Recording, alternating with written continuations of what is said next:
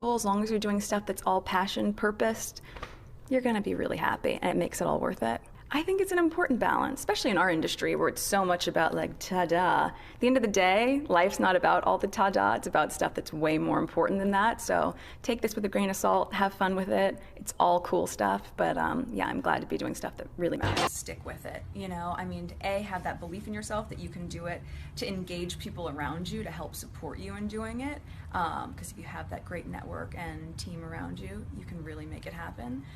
But also to just like go for it. Just stick with it, you know? I mean, have that belief in yourself that you can do it, to engage people around you to help support you in doing it. Because if you have that great network and team around you, you can really make it happen. But also to just like go for it. Well, yeah, exactly. They say that there's no bad weather, just bad clothing for it. If you're dressed well for it, you're not cold, right? So I think you just bundle up, and people just give you a pass when it's that cold. No one expects it. But the layers, you get inside, and then suddenly you're all perfectly polished and put together. I think when you're really like grateful for those little things and you don't lose sight of that is when you can enjoy it. You know, and that's the point. I'm pretty certain the whole point is to just enjoy this silly little life ride that we're all on. It's so wonderful to have you today. Thank you so much. It's good to be here. I just flew in last night. Hi, guys. You guys seem like you're having so much fun. When I walked through, I was like, there are beauty treatments. Everyone's drinking. Yeah. Cocktails, nails, done. Success. You're very busy, so we appreciate your time. Oh, thank you. Let's talk about the TIG. Yeah. So you've said the name represents the moment where you got it. Talk a little bit about that moment. Yeah, I mean, I think we all have catalyst moments in our life, and for me, when I started the TIG, the namesake for it was after this glass of wine. It's a type of wine called Tignanello, but in the States they sort of butcher the name and say Tignanello. And it was my first time having a sip of this wine where I wasn't just like, it's red wine or it's white wine. It was a moment of, oh, this is different. Oh, I get it now when people talk about the legs or the body or the structure of something. So for me, it was a pivotal moment because it was seeing the nuance in something that I had never seen before. So the TIG then became my personal nickname of all those aha moments of getting it in a more profound way than you had before. Granted, it was just about a glass of wine, but it ended up transcending itself into something much bigger for me, which is what I've used as a platform for the website. Anything that has to do with wine. Fan. Thank you. You've also said it took a long time to find yourself. We were talking actually a little bit earlier today with Nikki Reed about casting rooms. You're getting basically fired every single day. People telling you no every single day. It's intense. Yes. I want to talk a little bit about your experience in the casting room and your experience as a diverse woman in the casting room. I mean, I think what's so interesting is, I'm born and raised in LA, so that in and of itself. Are you? LA. Oh my, where'd you go to high school? Oh wait, I didn't go to... She's well used to going toe-to-toe with the men of Suits, but with Meghan Markle in Dublin for the day, we decided to put her Guinness pint-pulling skills to the test. Well, Meghan, I know it is a really fleeting visit here in Ireland. Welcome. Thank you so much. I'm thrilled to be here. Do you know how to pour the perfect pint of Guinness? I do not, but I hear that this is the man to be taught from, so I'm excited. I think we can do this. Now, I am going to challenge you to a pint off, as they would say. Yeah, I think I can pour a better pint than you. Let's give it a shot. You're going to keep the glass at an angle till the liquid just comes to the bottom of the hop. Okay. We're going to slowly straighten the glass now. Perfect. Good girl.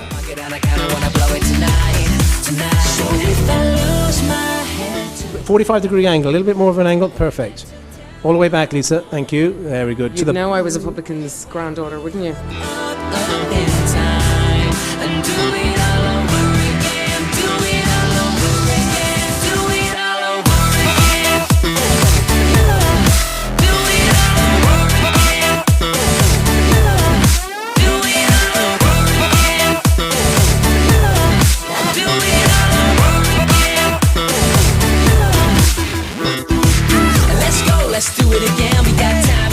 Not bad for a first attempt. So pints of the black stuff aside, we sat down for a quick chat about life in Hollywood. Welcome to Ireland. You are over receiving an award, an honorary award from Trinity. I am. I'm really excited. The Bram Stoker Entertainment Medal. So heading over there after this, but this was my first stop once we landed here in Dublin.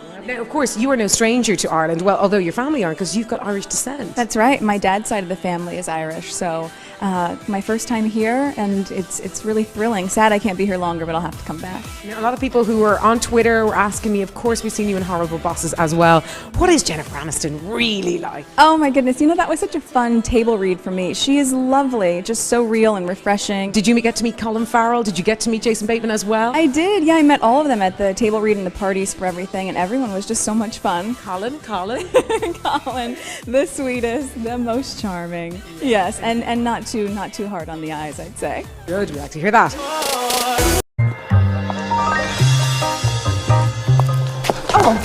Sorry. Hey, you're Meghan Markle. Yeah, hi. Come on and look at me now. I'm the one and only.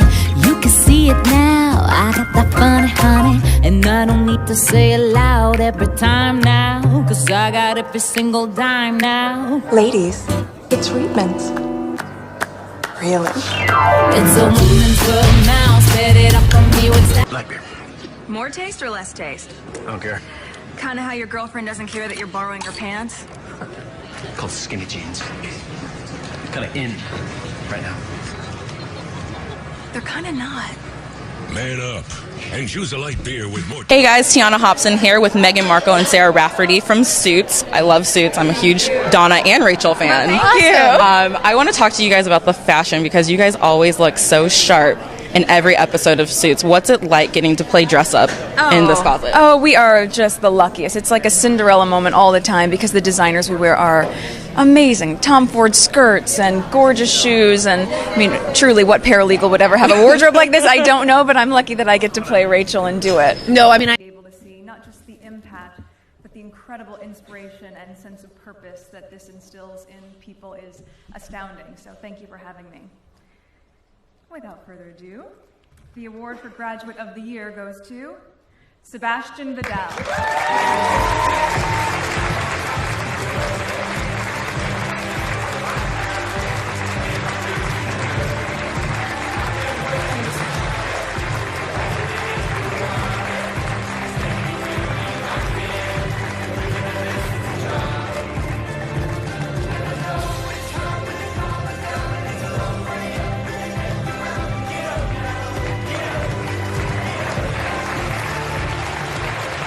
Social media is another place where you're very active. Yes.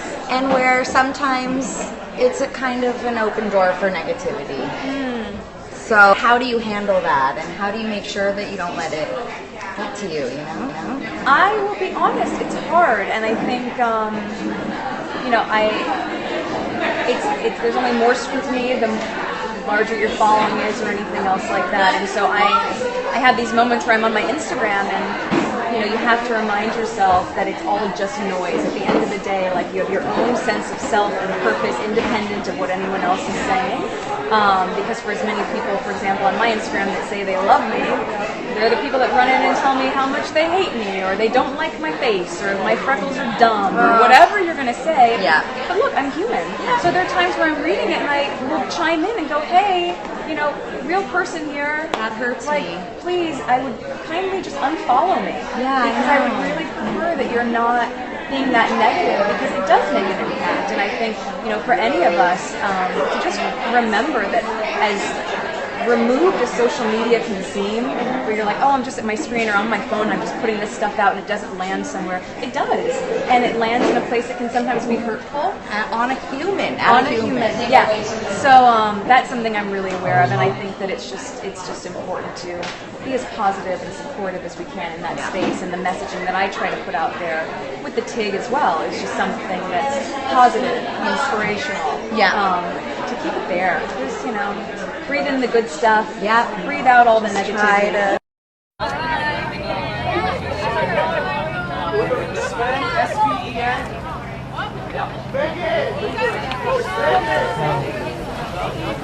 Sorry, man. No, spin around.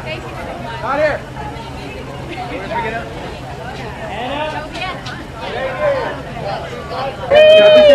I'm such a big fan. What's your name? I'm Danny. It's so nice to meet you. Nice to meet you. Yeah, Stephen Huntley. Hey, come on. Danny, that's so sweet. You can go back and forth. I can't sign blank ones, sorry. Thank you so much. Oh, you got a whole... No, there's somebody else under there. Oh. It's not all you. Oh, I forgot about that one too. What is the cat over there? I never got that one. I know, it's a mystery, right? Mystery? It's meant to be a mystery. No, I mean I was there for. I just didn't. I The second didn't day, yeah. leave. You like, You didn't go to the party. No, it's like I saw you guys. You stayed in the pool. That's what it good old was. Amy Jessup ones. You were in the pool. We saw you over there. We're spying on you. Now I'm just. You're like, oh no, Megan, we saw you. You ordered this. Maria! Thank you so much. Appreciate it. Let's go, Meg. Okay. Thank you. You guys, thank you so much. Thank you so much.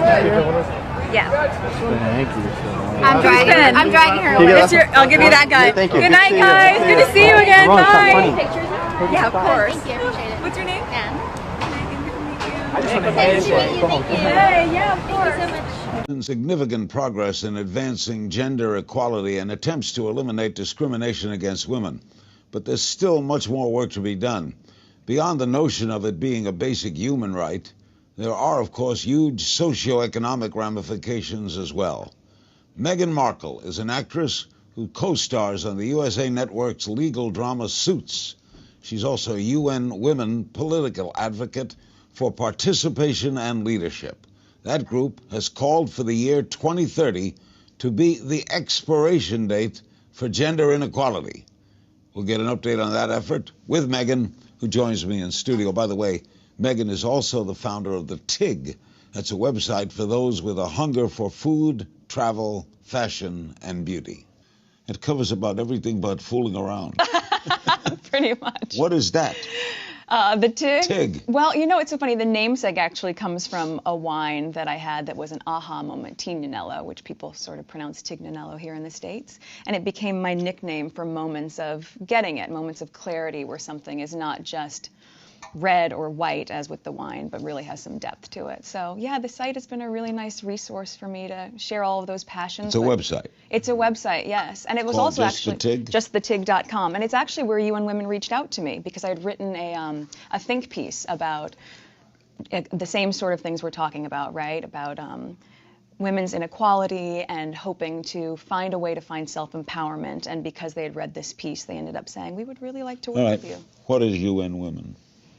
UN Women is a branch, obviously, of the United Nations, but I think as it being a young organization, what they've really been striving to do between the He for She campaign and then, of course, you know, the work that I'm doing with them, which is specifically trying to find women in political positions, be it from a grassroots leadership level or beyond that, to say we need to have a seat at the table and we need to be leaders that are really comfortable having our voices heard, because when women are uplifted, the entire community is. What does the work entail? What do you do? Yeah, so last February, actually, I went to Rwanda, which was incredible because Rwanda has the highest percentage of female political participants of any other country in the world. So 64% of their government is female.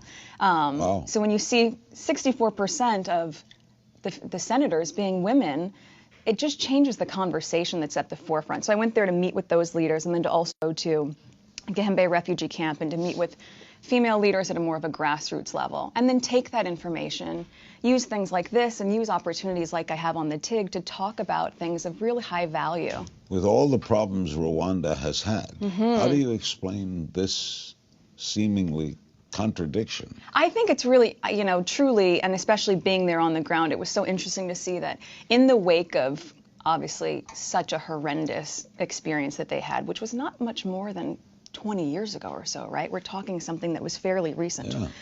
And in that, yes, so many of the men were lost in the genocide, so it gave women an opportunity to either succumb to that or to then find some strength and then mobilize in a way that was really empowering. And I think that's specifically what they've done, which is a great benchmark for what women all over the world could be doing. Where in this dilemma does the United States stand? I mean, I think what's been really interesting, and especially as you see with social media, it all goes beyond something that's just with a state itself, right? So with the U.S. or with any other nation, everything's become a global issue. And so I think with women's empowerment and certainly gender parity, you know, you talk about the Millennium Development Goals, right? Number 3 is gender equality. And I think the U.S. has been so active in speaking out on, you know, trying to have more female leaders. And I think especially watching the youth really mobilize and be involved and engaged in that campaign to make sure that men are uplifting women and see the same value in it. It's not just a women's fight for women. It's a people's fight for all people, right? Yeah, I've always been... Where's the worst area? What country would be the worst in the area of inequality? Well, I would guess Saudi Arabia or the... Well, I mean, I think that it's all relative to where we're talking about, and what's challenging when you ask a question like that is that you have to take into account the cultural context, right? Yeah. So when you're looking at places that have a dual legislation and a legal system that's looking at, yes, the government, but also a religious law, there are certain standards that are quite different. So to say the worst is challenging because I don't want to put that judgment on some things that certain cultures are comfortable with, but in terms of women feeling certainly disabled to have the same rights, yes, Saudi Arabia would be a strong one to mention. There are more women than men in the world. Yes. Women live longer. Yes. Because you do it to us. Anyway, you would think that this would have advanced even faster. You would think that, but things take time, and I think if you look at the traction, especially that's happened in this past year, with this being at the forefront of conversation, it's a really hot topic right now, right? Oh yeah. So how fantastic that it's making dinner table conversation, that we're talking about it, that it's something that people aren't ashamed to talk about anymore. And I think that, you know, even I go to Rwanda again on Monday. With World Vision actually this time to talk about a water campaign, and people would typically say, well, what does water have to do with women's rights, and where's the correlation there? I think what's been really interesting is it's all so interconnected, and when you look at something like that, you say, okay, well, building wells, sure, you have the water and you have the life source, but what it also does is enables young girls to not have to walk miles to get water for their family, and instead they're able to stay in school. And that education is going to foster them being able to be very active in their society and empower female leadership. What are the biggest obstacles? You know, I think the biggest obstacles are perhaps people being set in their ways. Entrenched. Sure. You know, like having a very clear, be it from what you learn at home or what you're comfortable with, change is difficult for people. And you know, you watch some of these fathers or men who are supporting their wives or daughters in this, and perhaps in some communities, those men are shunned by their friends saying, what are you doing? You're upsetting a norm that's been comfortable for us. So it takes a lot of courage for anyone to be able to, excuse me, fight against what has been customary and say, even if we've been doing this for a long time, doesn't necessarily mean it's the right thing that we should be doing. And I think it's time for change. What do you make of it locally here? What do you make of when you see things like Academy Awards and women don't get the same pay and they don't get the same shots at directing as men? Right. Now, this country has changed so quickly in the area of LGBT. Correct. In other words, why not faster in women, men? Well, we're certainly talking about it enough. No, we're talking, but... Yes, but where's the action? Yeah. Words are easy. I wish I had an answer for that. I mean, certainly when it comes to the pay gap, it's staggering, right? And I think it is nonsensical. Do I have personal experience with it? Absolutely. Do I hope to see that change the more that we're talking about it and being very comfortable in those conversations? Yes, but, you know, between Jennifer Lawrence and that great op-ed that she wrote about it, or, you know, Patricia Arquette being vocal about, I mean, it is now becoming more of the conversation. I think that is, you know, I'm not going to criticize the speed in which it's taking for it to happen. My hope is that it just happens. Have you seen any personal effects of it? Has it ever affected you? You know, it's so interesting, and I gave a speech last year for International Women's Day with UN Women, and I was talking about an experience that I had when I was 11 years old, and I went to school here locally in LA, and it was during the LA riots actually, so I think 93. And the class was very small, and we were watching TV, and this commercial came on for a soap manufacturer, Ivory dishwashing liquid. And in the tagline of the commercial, it said, "Women all over America are fighting greasy pots and pans." And two of the boys in my class said, yeah, that's where women belong, in the kitchen.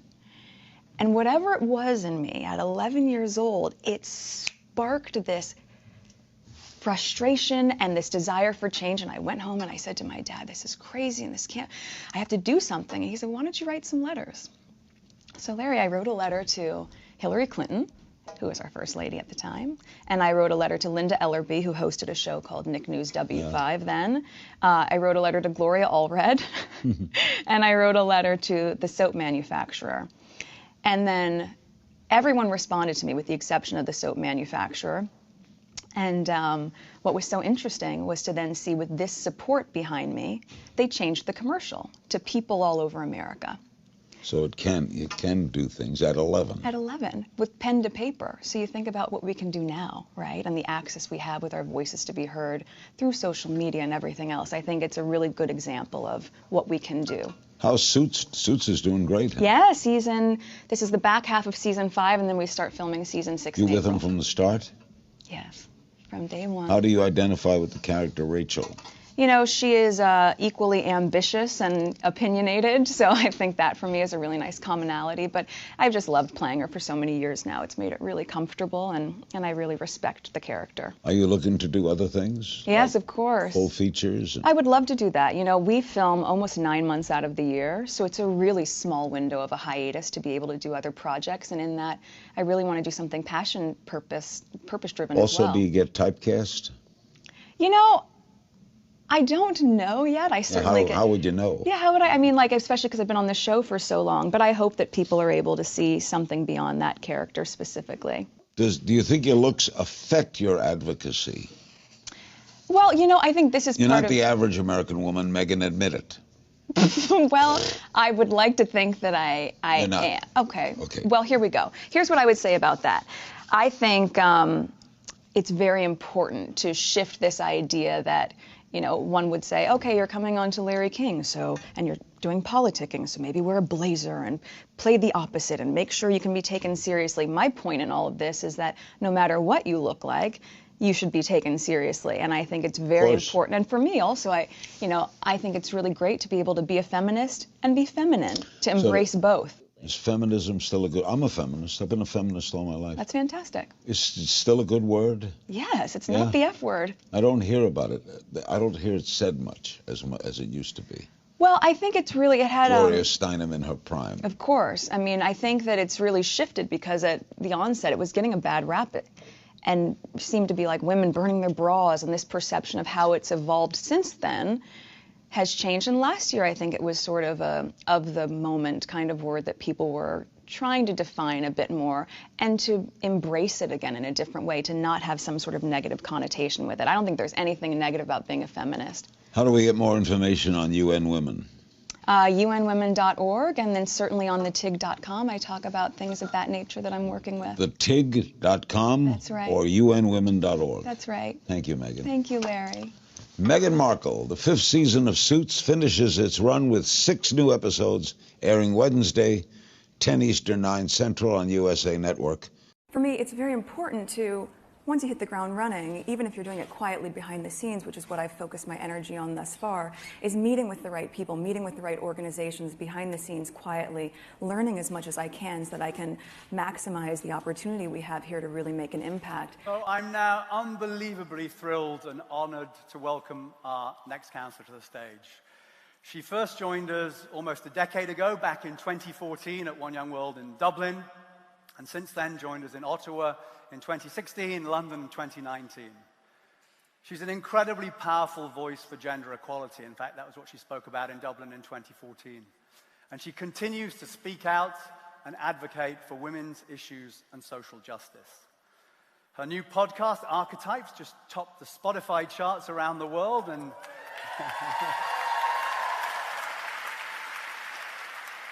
and in it, in conversation with another incredible, powerful woman, in fact, the greatest athlete or greatest tennis player of all time, Serena Williams. So please,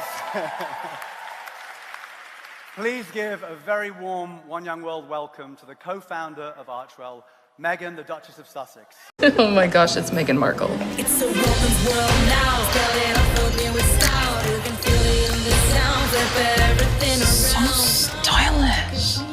I wonder what she's wearing. You can see it now. I got that funny honey, and Ladies, it's Reitman's. Really? Really.